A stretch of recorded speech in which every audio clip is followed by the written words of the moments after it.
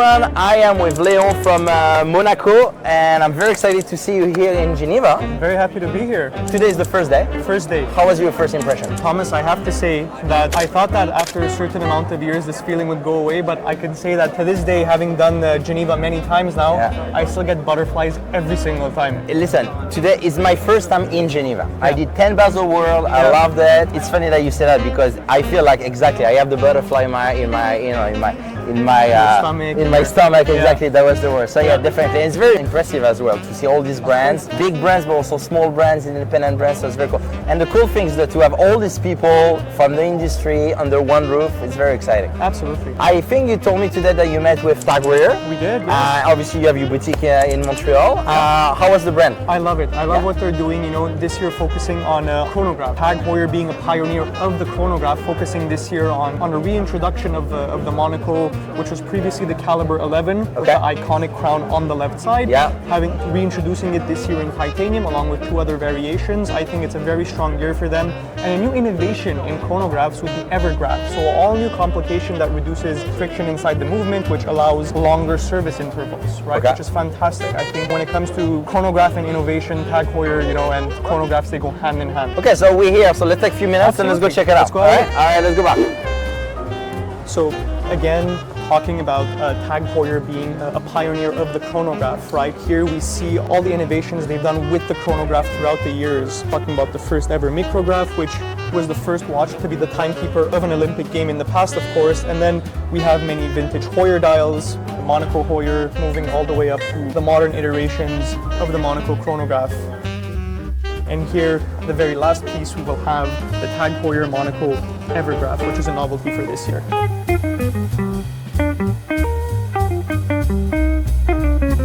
What do we got here? So here we have the exploded view of the Evergraph movement. So as it was so eloquently explained and displayed in our meeting earlier, so normally when you activate the chronograph, you have 4 points of friction, right? We're inside the chronograph. And with the Evergraph mechanism, which is this piece over here, it reduces from 4 points of friction all the way down to 1. Wow, yeah. So it's a fantastic innovation from TAG Heuer.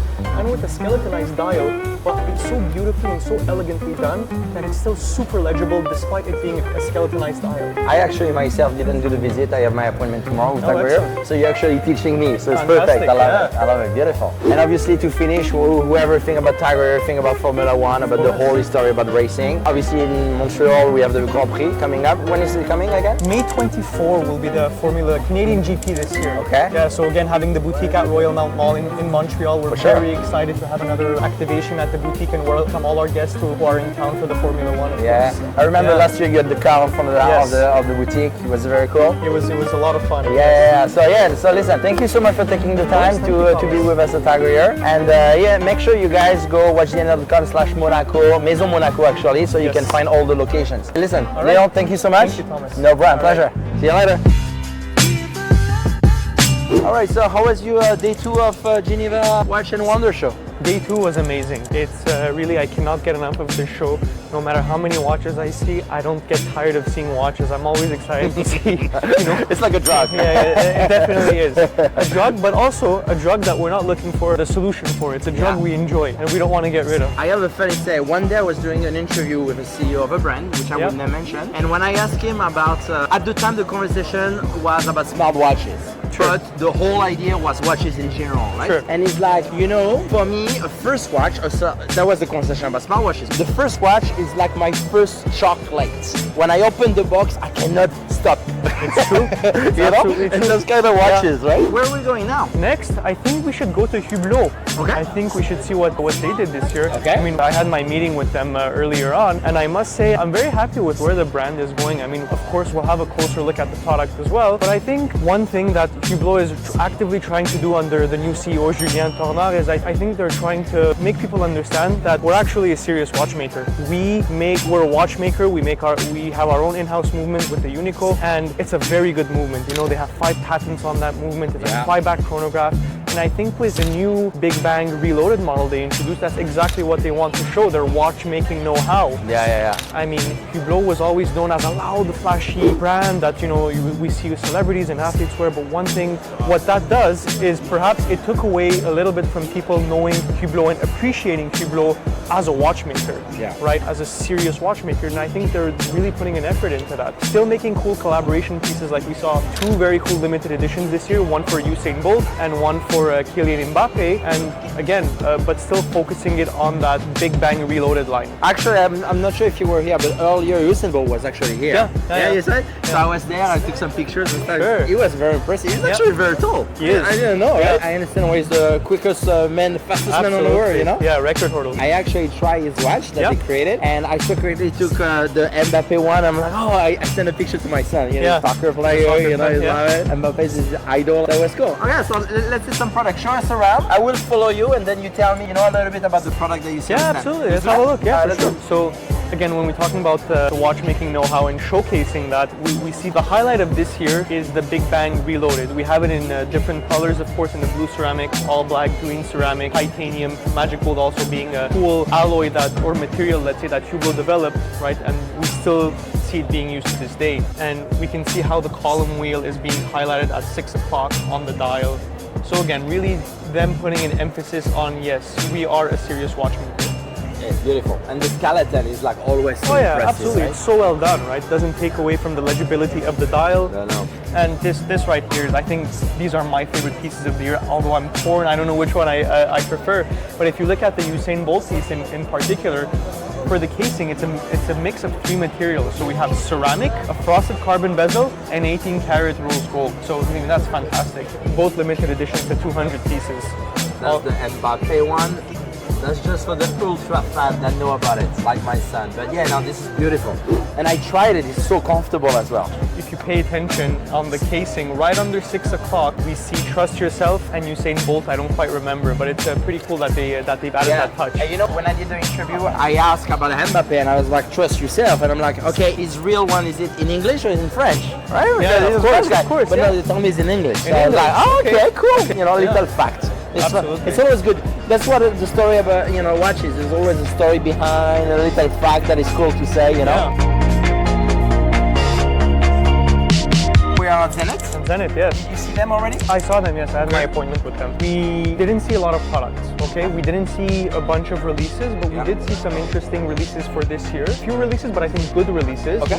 Previously we've seen, back in the Basel world, there were trays upon trays upon trays upon trays of novelties. So I think what's really cool this year, or more and more we see, is that fewer releases, but more meaningful, important releases. And I think that's what we saw today. I also had a chance to see some of the novelties from LVMH Watch Week. So it's not a public event, but we had a chance to interact with the product today. So I think that was fantastic to see as well. Beautiful. Let's go check it out. Yeah, absolutely. All right, let's go. Here we have the Chronomaster Sport Skeleton. Same case, same bracelet, 41 millimeters. What I really like about this is that it's a smoked skeleton dial. It doesn't take away from the legibility of the dial whatsoever. And this year, I'm sure Zenith collectors and enthusiasts will be very, very happy as we see on this side over here, an all-new Zen Clasp system. And it's a new patented folding clasp by Zenith, which allows for micro adjustments on the clasp, which was something that was really missing, I find, and many Zenith enthusiasts find on the Chronomaster Sport clasp. So I'm really glad that they did this year, introducing it on the Chronomaster Sport Skeleton.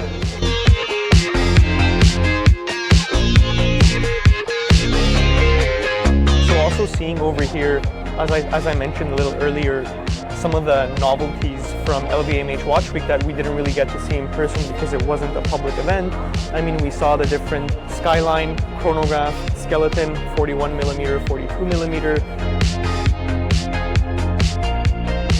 One thing that's really cool with Zenith is that many collectors might not know it, but you can really dress up or down your watch, really make it give it a sportier or a funky look with all the different strap options. You know, you can have a black ceramic case or a white ceramic case with a neon green strap or a pink strap or a light blue strap, which I think is a really fun way to accessorize your watch. Of all the watches I tried on this year, this next one, my personal favorite one that I tried so far this year, it would be this year's edition of the GFJ. So last year we saw the GFJ in a 38mm platinum case with an all-new movement with a blue lapis dial, and this year we're seeing reiteration of that case in a green Bloodstone dial with a yellow gold casing, again in the 38mm, and limited to 161 pieces as it is the 161st year of Zenith.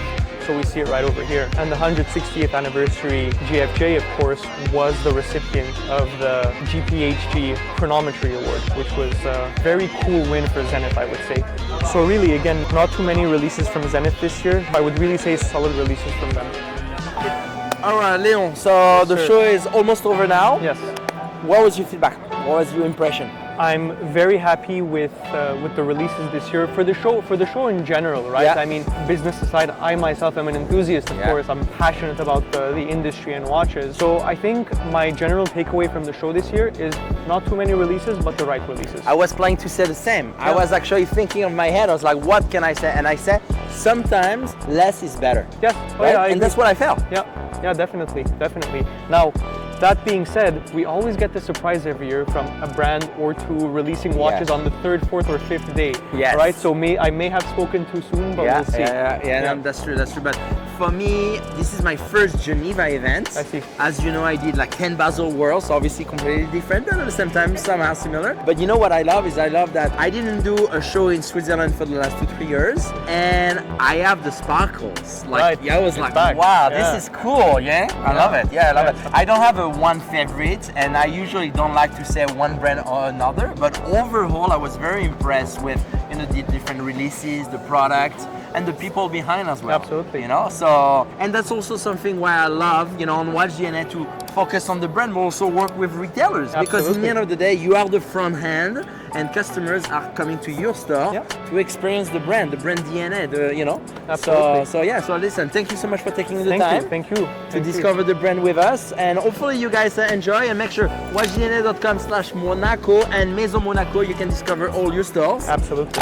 Quebec, Montreal, Quebec City, Ottawa as well. Yeah, absolutely. So with a lot of brands. Absolutely, and we're looking forward to bring all these pieces in so like the watch enthusiasts can really have a touch and feel with the product. And so we're here in Geneva, obviously, watching wonders, but in Montreal there's a lot of events as well going on. Absolutely. You have the Grand Prix very soon, and you have obviously you guys are going to do some exclusive event for your customers. Absolutely. So I'm very excited for it. Listen, thank you so much. Merci pour tout. And you guys make sure you follow Maison Monaco, watchdna.com/Maison Monaco. Yes, sir. See you later. Thank you. Thank you. Merci encore. Cool.